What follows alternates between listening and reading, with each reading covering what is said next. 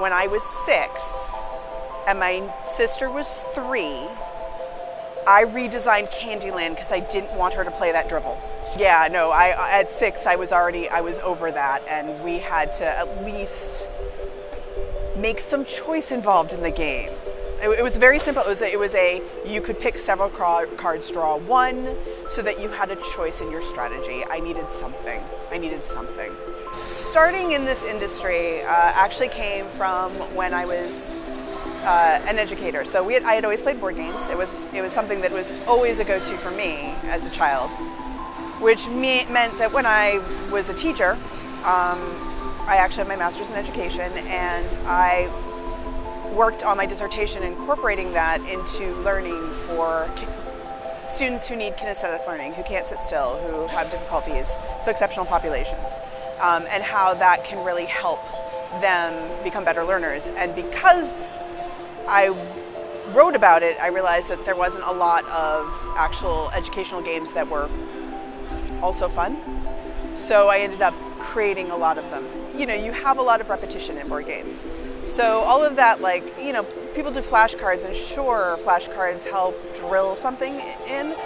But when you're doing a board game, you're using that repetition for higher level thinking as well, and a lot of implementation. So you've got reading skills, you've got math skills. Even if you're doing something high fantasy, you're still using a lot of strategy. So you're starting to think about how you're going to go about solving a problem, how to get along with other people when you don't agree with them, in a very non-confrontational way, because at the end of the day, it's still just a game. It's not your personal life. Well, I started in the company as the writer, and so I did all of the creative writing and the copyright, but I've now graduated to the point where I do a lot of the sales and marketing as well. So I've seen a lot of different designers, and you can watch a lot of different people and see J.R. Honeycutt is a master in how emotion drives his design and everything. It's like watching a masterclass every time he talks about it. For me, being a writer and coming from a place of writing first and foremost in education, it's always how does the narrative marry with the mechanisms.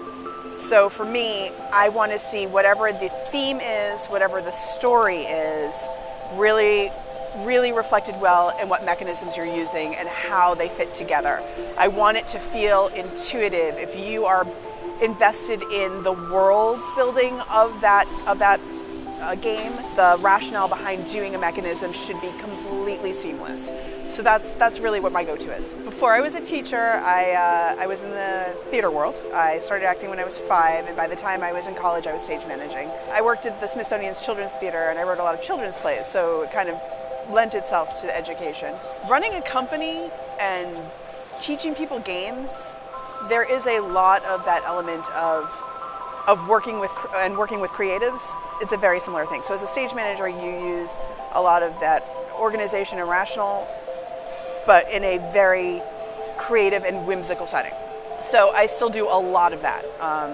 You're working with designers, you're working with artists, but you're still coordinating deadlines and working with manufacturing and distribution. So it's a very similar feel in a lot of ways. Writing a play, you're using a lot of dialogue, and so something like Folklore, one of our games, you'll note that the stories that I write are very dialogue driven, which I think is great because the whole point of the game is it's a tabletop RPG, and since the book is supposed to be taking place of a GM, having a lot of dialogue is like having a GM talk to you, so it still does that exact same feel. Left to my own devices, I tend to default more towards children's games, which you will not see at Greenbrier Games. Working with partners, we tend to, our games are of that narrative-driven, more of a sandboxy RPG feel. I will say, for somebody who did start off in design and has moved away from that and done much more development and now logistics, design is, I know, the exciting, the rock star kind of feel of the game community.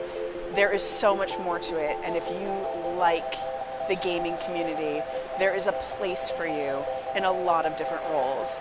So rather than give advice to designers, because I think there are people more qualified than me to do that, I think if you are excited about being in the game community,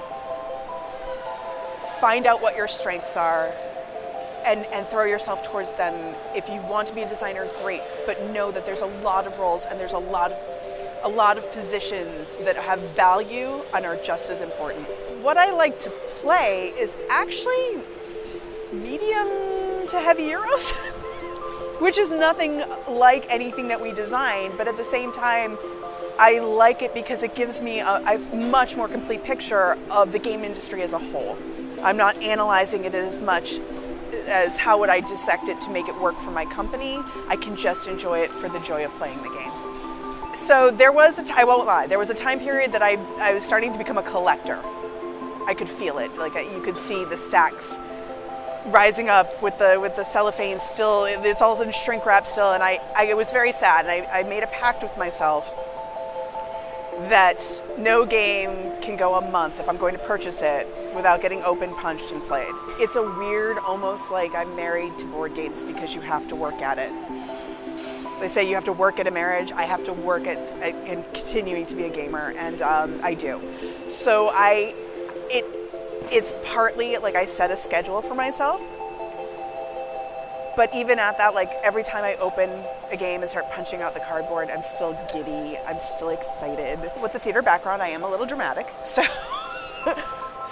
you know, the narrative tends to have those highs and lows. It is a little super realistic. And I like that. I like having drama. I like having that, you know, very serious moments, very lighthearted. When I'm playing, I tend to turn everything into a role-playing event. I'm quasi-LARPing every time I play a board game, but that's just me.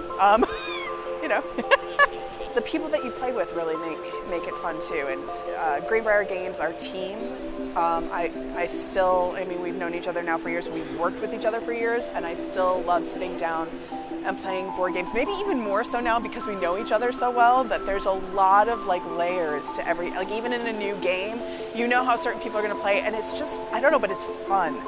Being a woman in the industry, until it doesn't matter, it matters. So I think about it all the time.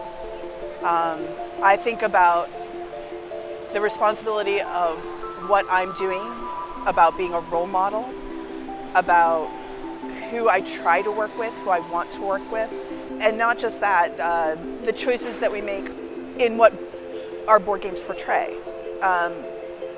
So our first games, Apocalypse, there are age range from 3 to 93 of the survivors, men, women, as diverse as I could make it, because when I first played the game, when it was at its infant stages, I play tested it, gave feedback, and then asked Jeff, who's the president of our company, hey, are these the final survivors? And he said, well, no, I just, you know, pulled some stuff together. Why? And I said, can I work on this? And he said, sure. Why? I was like, because if all the survivors in a zombie apocalypse are men between 25 and 35, we're going to die out.